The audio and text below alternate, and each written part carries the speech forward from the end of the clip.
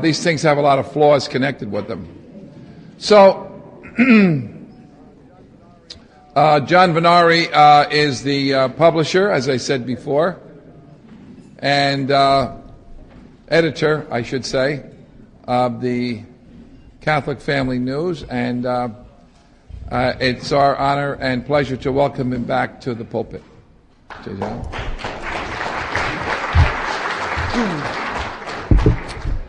Thank you. Before I actually start on the Catechism talk, I have to honor a request of a friend of mine to tell you. A friend of mine was pleading me to tell you a story. It has nothing to do with the New Catechism, but it's the story of a farmer, a man who was riding down a country road and his radiator overheated. And he came to a stop in front of a farmhouse, and he knocked on the farmer's door in order to get some water. And as he was waiting there, he noticed there was a pig with a wooden leg. So the farmer helped him, and they were filling up the radiator. And he said, "Why does that pig have a wooden leg?" And the farmer said, "Oh, that is no ordinary pig. That is one special pig. Let me tell you, one time, in the middle of the night, the house caught on fire. It was downstairs, and we were all sleeping upstairs. We didn't know what was going on. And that pig saw the fire, went crashing out of the barn, through the barnyard, through the back door, upstairs, and went around the house oinking, woke us all up.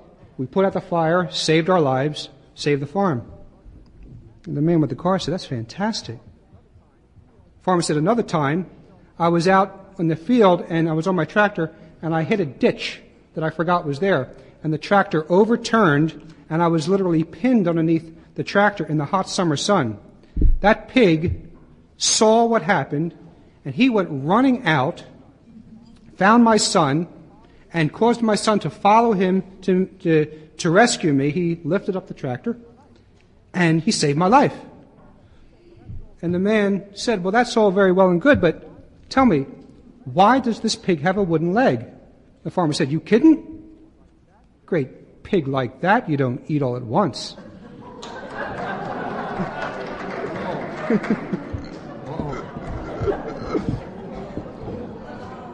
That was by special request. So anyway, our topic tonight is the New Catechism. The New Catechism was promulgated a few years ago. If there is one word that is getting very old in the post-Vatican II Church, it is the use of the word new. We now have a new Mass, a new lectionary, new church interiors, new music for Sunday liturgy, a new code of canon law, and since 1992, we have a new catechism. Recently, one priest made the shrewd observation that the three functions of the church, that is to teach, to govern, and to sanctify, have now been codified by the conciliar church.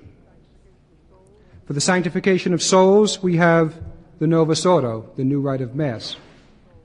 For the governance of souls, we have the new code of canon law. And for the teaching of souls, we have the new catechism. Now, when this first appeared, many so-called conservative Catholics, they cheered the arrival of this new catechism with the jubilance of a ticker-tape parade. It's still being celebrated. In what we'll call conservative Catholic periodicals, there are constantly advertisements about some conference going on somewhere with someone saying something wonderful about the new catechism.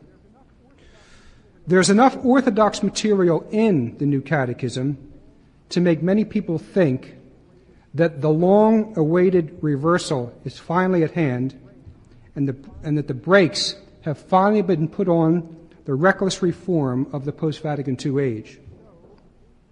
So, we have every right to ask, is this new catechism the long-awaited answer to our prayers? Is this new catechism the great secret weapon that's finally going to hurl back that huge rebel army of modernists that are now occupying the high ground in the church. Well, here's the problem in dealing with the New Catechism.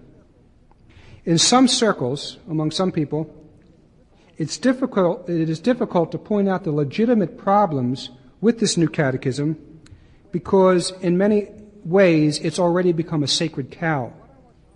So what I want to do is to follow the general recommendation that was given by the late Father Joseph St. Marie in 1977. And I understand this Father Joseph St. Marie was a theologian who worked with Pope John Paul II, and he's a man of great orthodoxy and papal loyalty. But Father Joseph de St. Marie gave a wise recommendation that calls for justifiable caution in dealing with modern church documents. And this is a direct quote. This is very helpful. He says, in our day, and it is one of the most obvious signs of the extraordinarily abnormal character of the current state of the Church, it is very often the case that the acts of the Holy See demand of us prudence and discernment. Close quote. So what he is saying, in a very gentle way, is that we have to be careful these days, even of documents emanating from Rome. So, bearing that in mind, it is safe to say that no matter how traditional the New Catechism may be described, it is certainly not the Catechism of the Council of Trent. It is written very much with the Second Vatican Council in mind, and this is obvious not only from the introduction of the New Catechism, but from what other writers have said about it. In the 1994 issue of Catholic Update, which is published up here in Canada by the St. Anthony Messenger Press, Father Alfred McBride praises the New Catechism in his feature article called A Walk Through the New Catechism. He reports with obvious enthusiasm and approval that, and this is a quote, in the New Catechism, 4/5 of all the quotes from councils are from Vatican II, close quote. So as a result, the Catechism contains many of the same ambiguities, omissions, and errors. Now, the New Catechism is like the Second Vatican Council in this respect. It's not all bad. It seldom is all bad. Even Anthony Fraser from Apropos and Father Franz Schmidberger from the Society of St. Pius X, even they say it's not all bad. And they're referring to the good things found in this catechism, transubstantiation, the real presence, things of that nature. But at the same time, like the Second Vatican Council, the New Catechism mixes good things with modern novelties and aberrations that have proven to do great damage to the faith and to the faithful. So, my criticism of the New Catechism can be summed up very simply. There's a lot that could be said about it, but I think this is a good summary of it. You see, the great crisis of faith we are living through comes from the liberty, equality, and fraternity of the Second Vatican Council. This liberty, equality, and fraternity manifests itself in the novel principles of religious liberty, collegiality, and ecumenism, which is the hallmark of the Second Vatican Council and its disastrous worldwide effects. The New Catechism could only be a source of hope if these three elements, that is, religious liberty, collegiality, and ecumenism, were at least absent from the New Catechism, or better yet, vehemently combated. But this is not the case. In this New Catechism, we find religious liberty, collegiality, and ecumenism praised and promoted, and it is safe to say that this New Catechism will only serve to solidify and further the post-Vatican II revolution.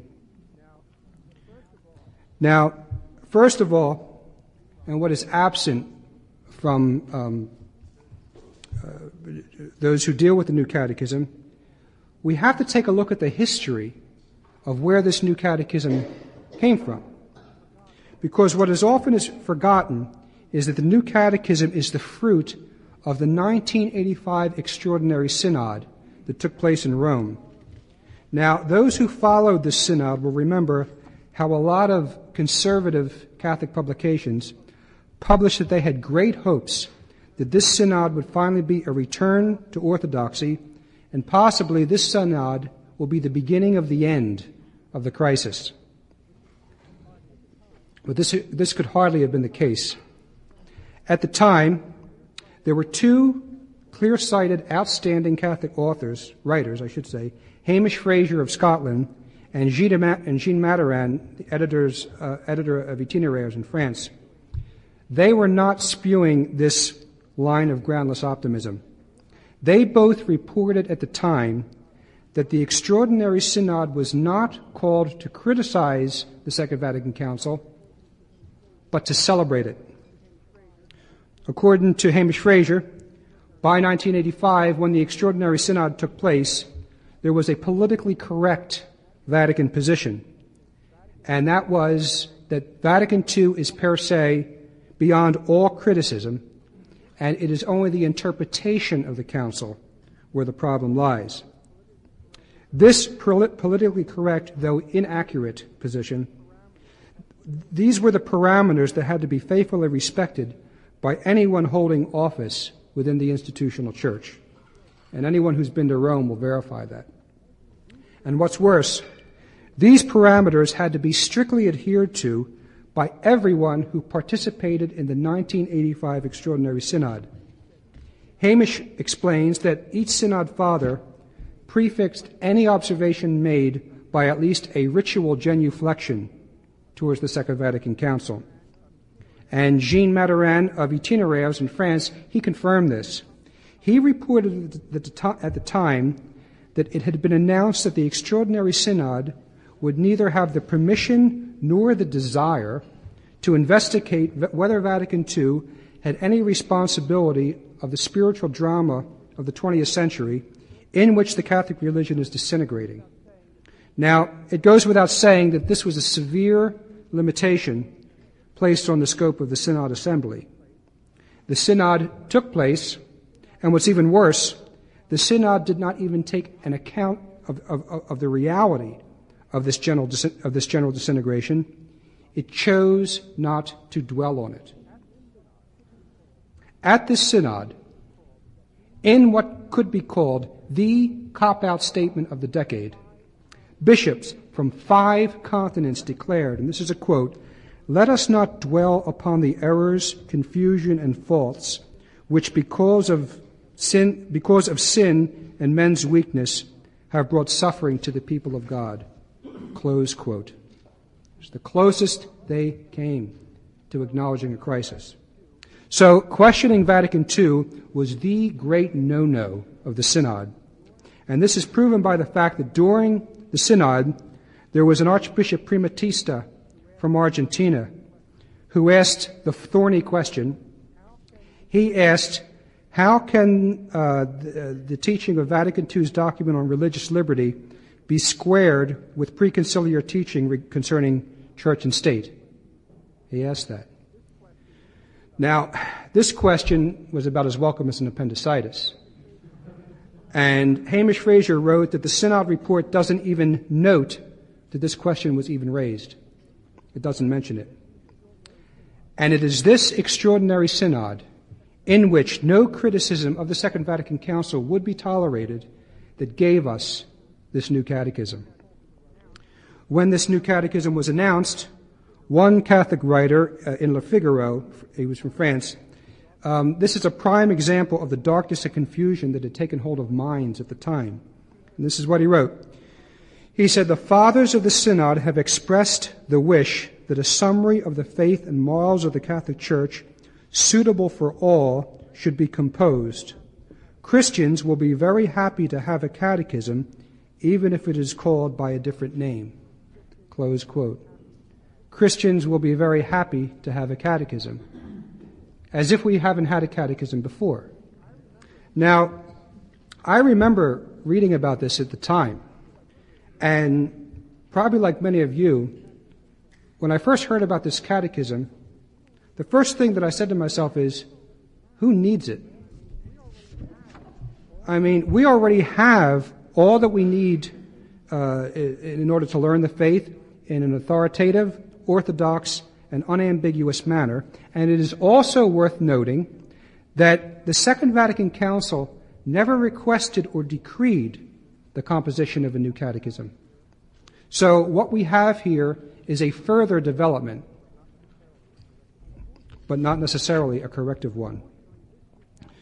Unfortunately, this new catechism is drenched in ecumenism, and this really we really have to take a look at this, because it can be successfully argued that ecumenism is the one modern error that has done more to damage people's faith on a grand scale than any other modern novelty.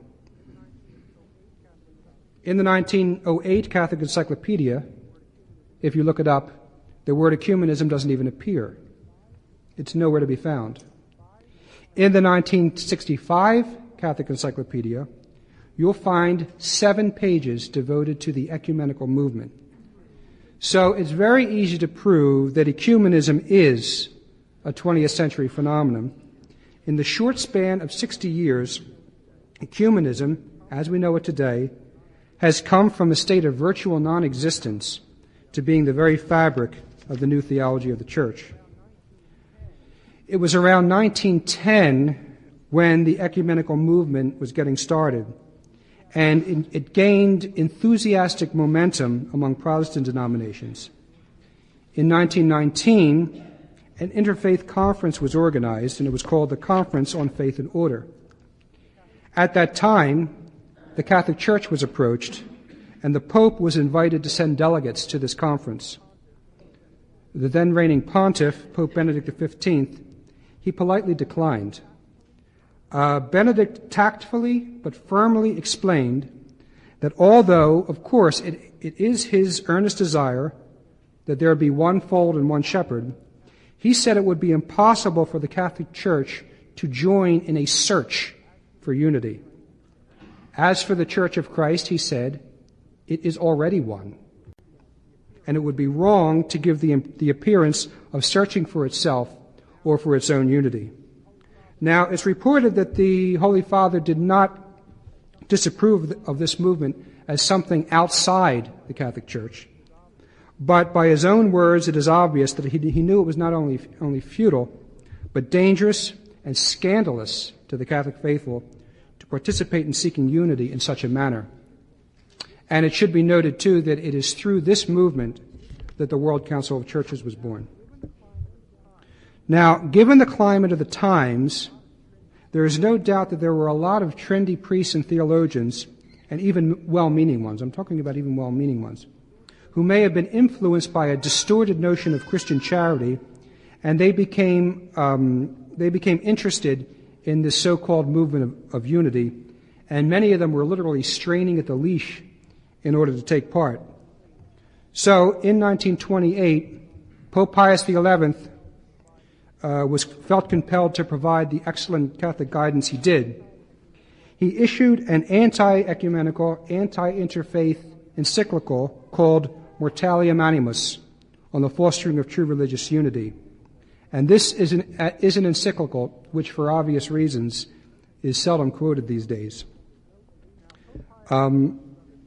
Now, Pope Pius XI was under no illusions regarding these false overtures of Christian unity. And he said, and this is a direct quote from the encyclical, he said, "These fair and alluring words conceal a most deadly error, subversive to the Catholic faith." Close quote. Later on, in 1950, another Pius, Pope Pius XII, he also sounded the alarm. And it was within his great encyclical Humani Generis, treating certain false opinions that threatened to ruin the foundations of the Catholic faith. He warned Catholics to beware of those who wish to reduce to a minimum the meaning of Catholic dogma. And he sounded the alarm against, and this is a quote, the desire to do away with the barriers that divide good and honest men. He called it a serious danger because it is concealed beneath the mask of virtue. See? So what we see is both Pope Pius XI and Pope Pius XII recognize that this is dangerous because it is a sugar-coated error. It's something that's easy to swallow. It's something that looks good, and it's something that is tailor-made for 20th century pluralistic man.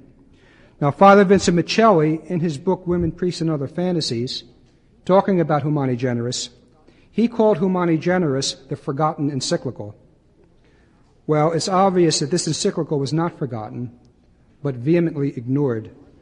In the end, in our day, the very acts considered immoral by Pope Pius XI and Pope Pius XII are being urged upon Catholics following the Second Vatican Council as being suddenly justified by the so-called Spirit of Vatican II. Now, we know that ecumenism prevailed at the Second Vatican Council, and it should be noted here that modernism, which is the synthesis of all heresies, and which had been condemned and effectively brought under control by Pope St. Pius X, was nevertheless alive and well underground, as St. Pius X expressed it within the very bosom of the Church. The Second Vatican Council brought all the world's bishops and their most quote-unquote prestigious theologians together in Rome, and to the great tragedy of the Church, the liberal and the modernist element prevailed, and the fruits of which are strikingly before our eyes. A spirit of ecumenia became rampant at this time. Theologians didn't ask, is it orthodox? The big question was, is it ecumenical? Ecumenism is the spirit of Vatican II. And it is safe to say that the ecumenical spirit has been the primary formative principle in that whole range of the new liturgical and sacramental forms that have been established by the post-Vatican II Church. As all of you know, the new rite of Mass was conceived by the spirit of ecumenism, and this is why it so closely resembles a Protestant service. The most striking problems with ecumenism, the four most striking problems I see anyway, are that first, it subverts the mystical body of Christ. The mission of the Church is the same as the mission of Christ. Christ came to redeem man from sin and to teach him what he must believe and do in order to gain salvation. Christ came also to govern and to sanctify, and we are bound to accept the full message of Christ, not a slim or distorted portion of it. This full message is found in the Catholic Church alone. But ecumenism will have us play down and diminish Catholic truth for the sake of ecumenical union. Ecumenism in practice will have us leave people alone in their religious error and acknowledge that all religions, whether true or false, are all parallel ways to God. See? So in practice, ecumenism accepts the dangerous and false principle that the full message of Christ and his one true Catholic Church are not necessary for salvation. The Church loses her role as teacher of mankind. Go forth and teach has been transformed into go forth and dialogue. Secondly, it places a shallow, material, external union of religious bodies as its highest possible good. Theological truth and the acceptance of it is no longer the primary aspect of religion.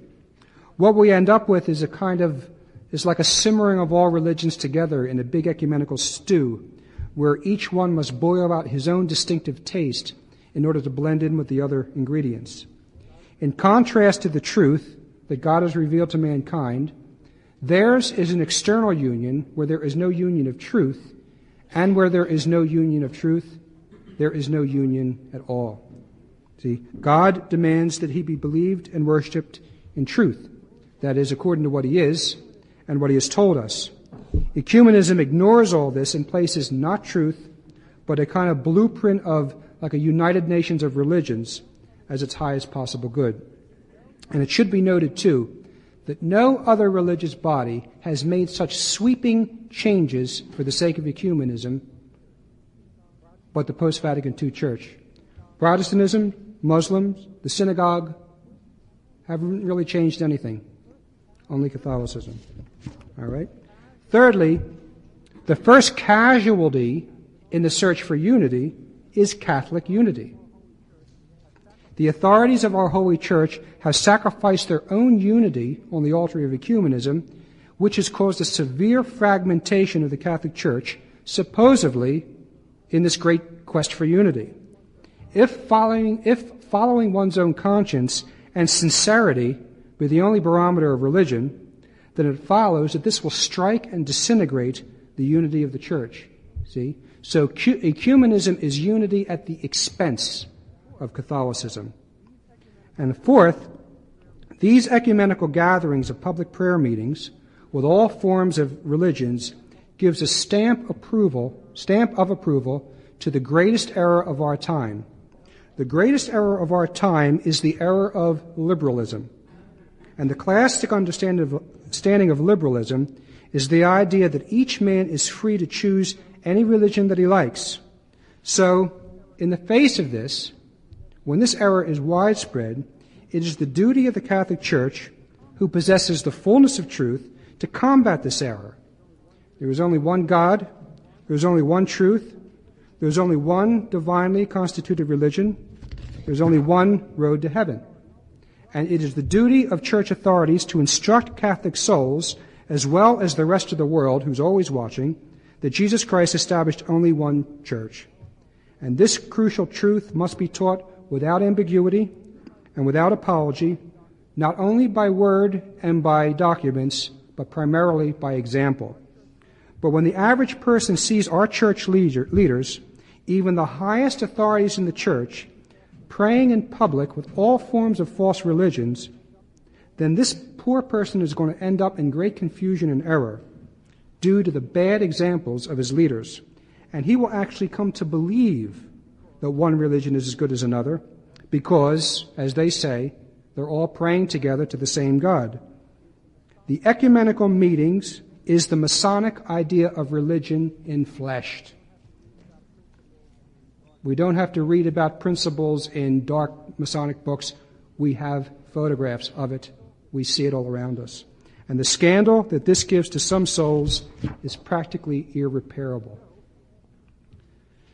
So, the question then should be asked, may Catholics question Vatican II's ecumenism?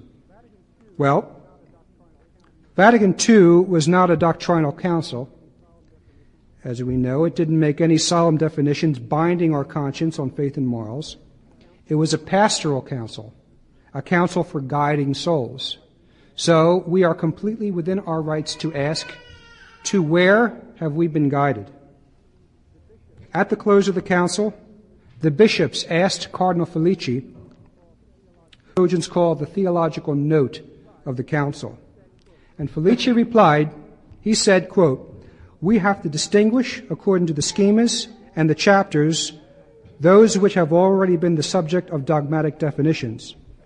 As for the declarations which have a novel character, we have to make reservations." Close quote. Now, ecumenism is clearly a novelty. The practice of modern ecumenism is clearly in contradiction with the teaching and the actions of previous popes, and the effect of ecumenism is a disastrous and catastrophic path bulldozed through the entire church, the uprooting of the very foundations of the Catholic faith, and the shattering of every aspect of Catholic truth. Ecumenism is an ecclesiastical atom bomb. It is at the very heart of the present crisis of faith, and Catholics are completely within their rights to make reservations and even resist this questionable novelty of ecumenism. And Pope Pius XI taught this already in Mortalium Animus. We didn't have to go through all this. We've had wise popes who have foresaw the problem and tried to warn us. He said, quote, "It is clear that the Apostolic See cannot on any terms take part in their assemblies, interfaith assemblies, nor is it lawful for Catholics to support or to work for such enterprises. For if they do so, they will give countenance to a false Christianity quite alien to the one Church of Christ." Pius XI continued, "Unity can only arise from one teaching authority, one law of belief, and one faith of Christians. The union of Christians can only be furthered by promoting the return to the true church of Christ of those who are separated from it. Close quote. Now, does this new catechism correct or perpetuate this problem? It perpetuates it. As I said, it's drenched in ecumenism. And the catechism's ecumenical dimensions may be demonstrated in various ways. First, its definition of Catholic unity is of particular concern because it's not the language of our received tradition. In paragraph 815, the Catechism asks, what are the bonds of unity? Above all, it is charity, which is the bond of perfection. Close quote. Now, that sounds nice. It echoes the all you need is love that the Beatles sang about. But, as I said, it's not in line with our past teaching, and the emphasis on charity opens the door for ecumenical tolerance. But the main point is it's not in line with our received tradition because until the present, the Church never separated the bond of charity from the bond of faith, which is even a more fundamental one. See, what unites us is truth. What unites us is truth, and charity is the natural overflow from it. But they've got it upside down, and it sounds good.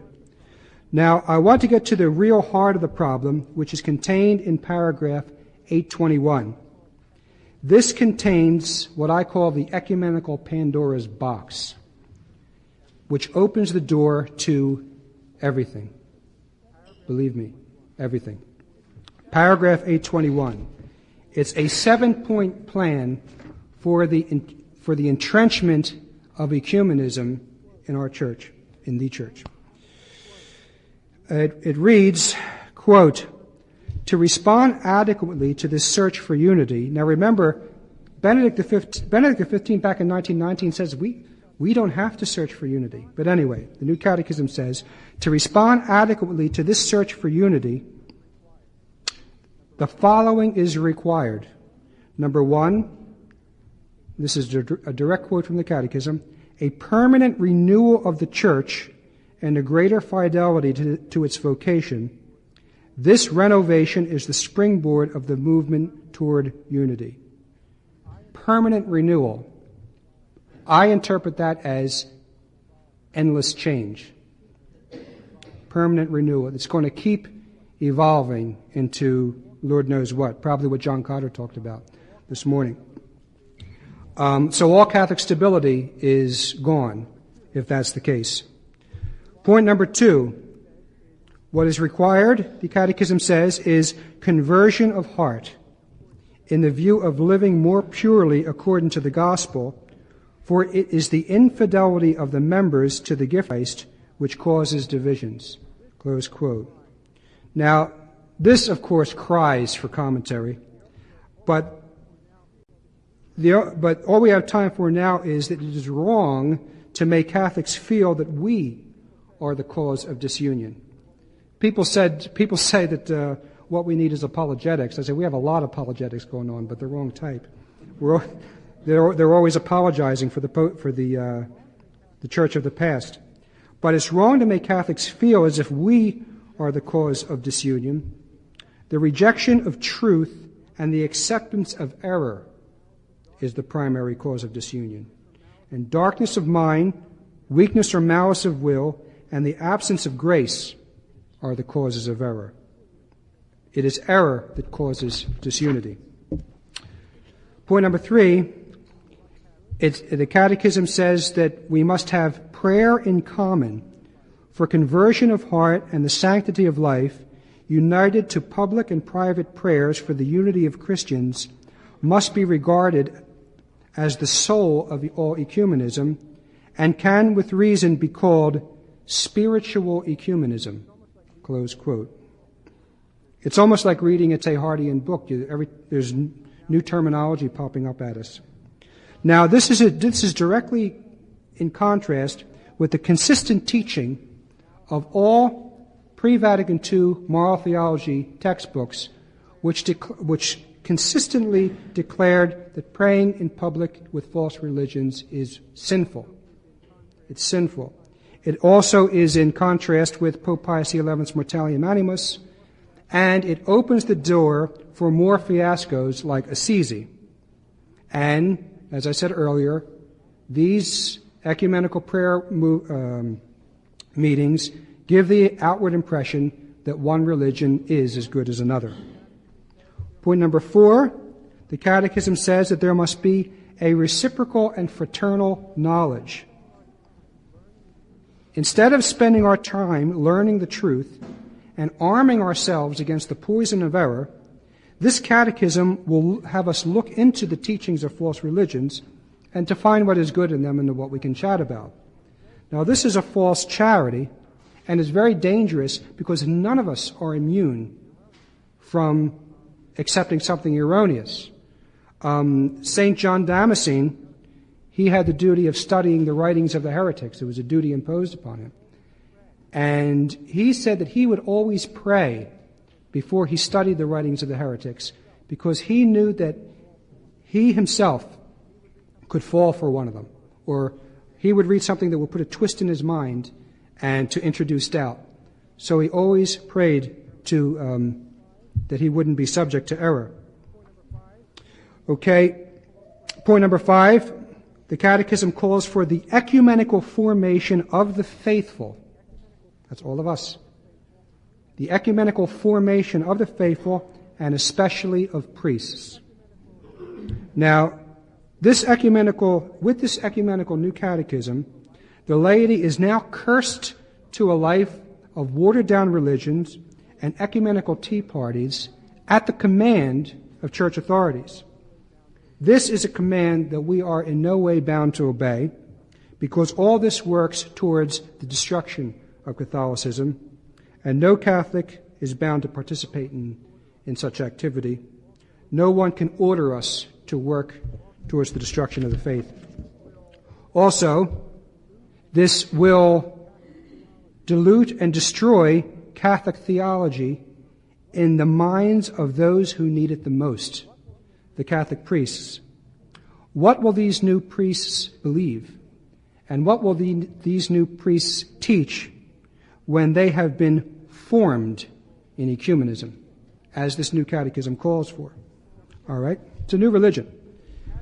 Number 6, the catechism calls for a dialogue between theologians and meetings between Christians of different churches and communities, in which, as we know, the Catholic position is always compromised. Church teaching is not the product of diplomatic negotiation, but it's the adherence and the promulgation of the undiluted teaching of Christ, which is infallibly and inerrantly communicated by the Catholic Church. See, but now we have to have more these ecumenical theological meetings. And 7, here's the last point: collaboration. It calls for collaboration between Christians in the various domains of services to men. Now, Catholics and all men of goodwill working together is really nothing new. We've seen it before. But there is a problem with that, and some people may think that this is being a little too stern, but there is a problem with that we have to at least be aware of, and it will surface, say, in the pro-life movement. The Catholics will practically canonize pro-life non-Catholics because of their work in the pro-life movement, and their work to protect the unborn. They forget that there is a distinction between the natural goodness of a person and the false religion to which they adhere. And by this new catechism, Catholics are launched into this goodwill ecumenical collaboration without this warning. So we need to arm ourselves if we are working with a lot of non-Catholics. I've seen it have very de-Catholicizing effects of people, and suddenly they start saying, "The Lord spoke to my heart," and they start talking like Protestants.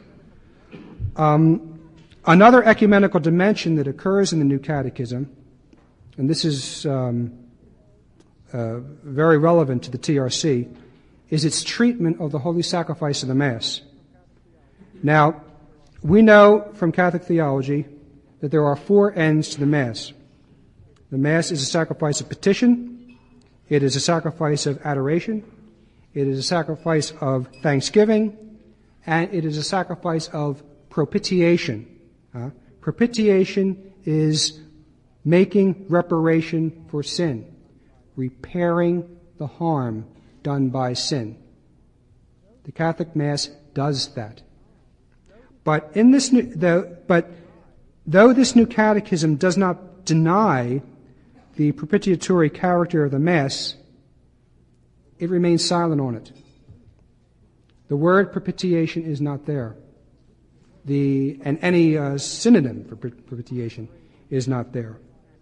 This is a very grave omission, and I argue that it is an omission inspired by ecumenism, because our dear Protestant friends will accept a sacrifice of adoration, of thanksgiving, of petition, but propitiation is completely abhorrent. Anything, because even when Protestants accept the Lord as their personal Savior, they still have not wiped away their sin. They still, according to their teaching, they still have sin, but they're covered with this cloak of righteousness. See? So, at Vatican II, there was a Bishop Grotti who rightly stated that the teaching of the faith does not consist in hiding the truth, but this is exactly what is being done. So, if you want to learn the full Catholic teaching regarding the holy sacrifice of the Mass, you cannot rely on this new catechism. You must, as with everything else, consult the Catechism of the Council of Trent. In this new catechism, there is a new way of dealing with heretical and apostate religions, the Jewish religion. And when one considers the future, God's people of the Old Covenant and the people of God tend towards similar goals. This is directly from paragraph 840. Tend towards similar goals. Expectation of the coming or the return, in parentheses, of the Messiah. But one awaits the return of the Messiah who died and rose from the dead and is recognized as the Lord and the Son of God, and the other awaits the coming of the Messiah whose features remain hidden till the end of time. And the latter waiting is accomplished by the drama of not knowing or misunderstanding Jesus Christ. See? So they've boiled it down to the lowest common denominator. In 841, we have the Church's relationship with Muslims. The plan of salvation also includes, it's directly from the Catechism, those who acknowledge the Creator, in the first place amongst whom are the Muslims. These profess to hold the faith of Abraham, and together with us, they adore the one merciful God, mankind's judge on the last day. When was the last time you saw a Muslim bless himself? In the name of the Father, and of the Son, and of the Holy Ghost. We do not pray to the same God, because they are praying to a God that does not exist. They might as well pray to this microphone. Okay? Now, I teach catechism. I teach adults. I would not teach this. Would any parent teach this to their children? In the old days when we used to have the little girl recite for the grandmother, "Who made me? God made me." Do you remember that? Can you imagine your little girl reciting this for your grandmother? The plan of salvation also includes those who acknowledge the Creator, in the first place among whom are the Muslims. It's an abomination. But this is what the new catechism is all about. To prove the catechism will not halt the dreadfulness of ecumenism, it's important to look at an instruction that was issued 2 years later. It's called the Directory for the Application of the Principles and Norms Concerning Ecumenism, issued March 25th, 1993. And if this is followed, then the Catholic Church will end up to be an entirely new construct in which the purity of the faith will no longer be truly and properly transmitted. Keep in mind, this is after the Catechism. This is like a condensation of what is said. During Catechism, one must sensitize children to ecumenism. Protestants can partially cooperate in catechesis, and one should take care that priorities be given to consensus when Catholics and Protestants are mixed. This is this is not a direct quote, but this is what is said.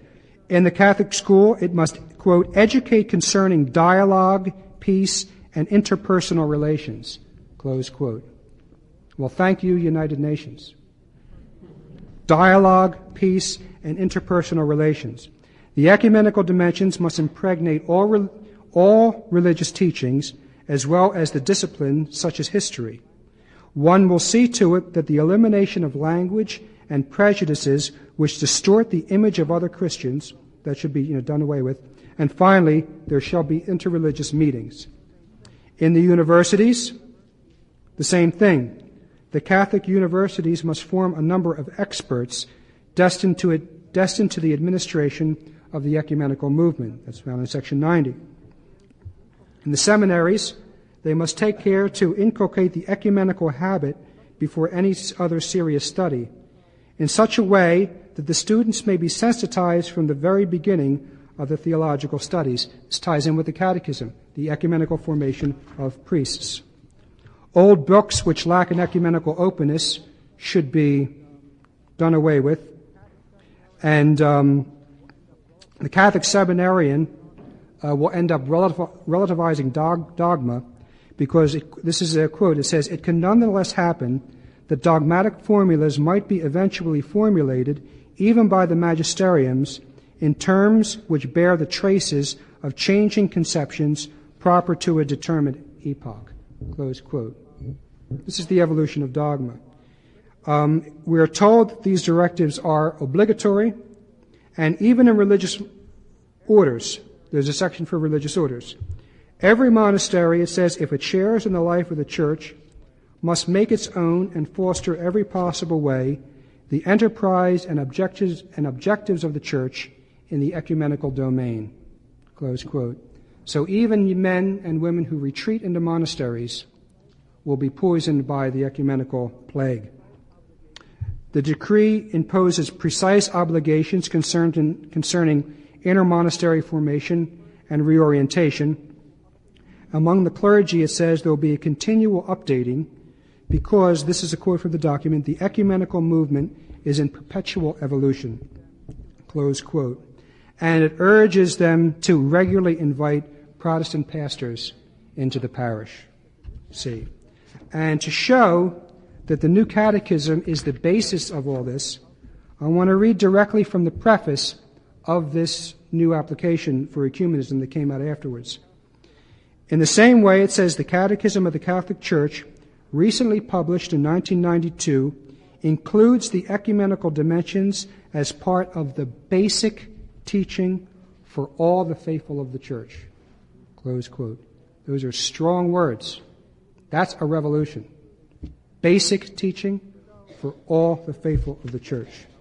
So, in conclusion, I want to reiterate the problem with the new catechism and why it is not a source of hope. Like I said earlier, the great crisis of faith we are living through comes from the liberty, equality, and fraternity of the Second Vatican Council. This liberty, equality, and fraternity manifests itself in the principles of religious liberty, collegiality, and ecumenism, which is the hallmark of the Second Vatican Council and its disastrous worldwide effects. The new catechism could only be a source of hope if these three elements, that is, religious liberty, collegiality, and ecumenism, were at least absent from the new catechism, or better yet, vehemently combated. But this is not the case. In this new catechism, we find religious liberty, collegiality, and ecumenism praised and promoted, and in the end, it is safe to say that this new catechism will only serve to solidify and further the post-Vatican II revolution. Thank you for your attention.